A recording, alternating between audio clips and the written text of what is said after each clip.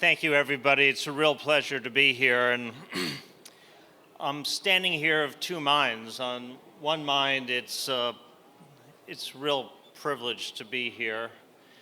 And the other mind is I'm really intimidated to be following Chemi and Erez and my good friends, the Shai family, as well as Mr. Waltman.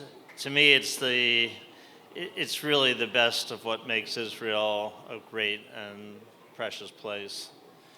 I'll talk for a few minutes about SilverTech Ventures and then a few minutes about an initiative which Chemi was a co-founder of, Iron Nation, which I think is a really important thing for the country, and to give you a brief update on that. 8 years ago, Larry Wagenberg, myself, and Tal Carrot got together, and we wanted to start something new, and we had an insight, and the insight was really from the heart.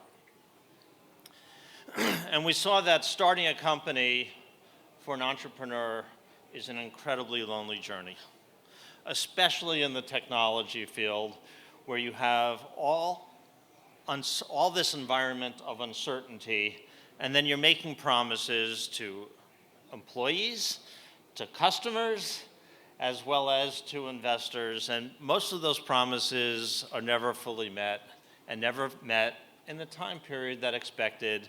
And that causes a great deal of pressure because the entrepreneur feels that responsibility. But there's also a second thing that we saw. Building companies has a hidden side to them.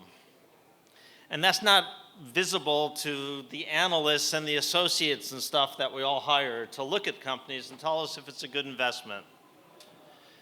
What I'm really referring to is the people aspect. It's the passion behind it, and is the readiness to make the sacrifices for success.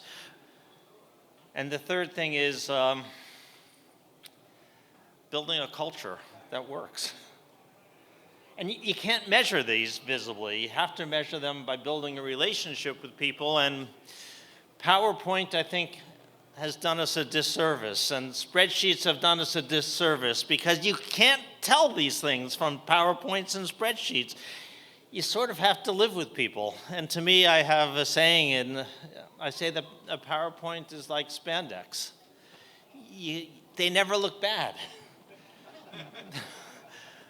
But we've all seen bad things, and then what my partner Larry says is that venture, because of its success, good success, moved away from being a relationship business for the most part and became very transactional. Firms prided themselves on term sheet to close in 2 weeks. We've seen them. It's on the sites. And we didn't want to do that. We wanted to get back to the relationship roots, which we thought was really important. And the Silverstein family has assets, like we're standing in right now. And what they said is, and Tal Carrot in particular, he said, how about using our assets, our real estate, as an opportunity to get to know people and get to know their hearts and understand who are the execution people from the heart and who are the spreadsheet people and the arm wavers. And so we invite people to sit in our hub, where we help them with fundraising and we help them with relationships, whether it be introductions to people, whether it be customers or helpers or whatever. But the most important thing that we do, I think, is we sit with them when their plan collides with reality. It happens a couple times a month. And we keep some nuts, chocolate, and Bamba to tell them that it's going to be just okay.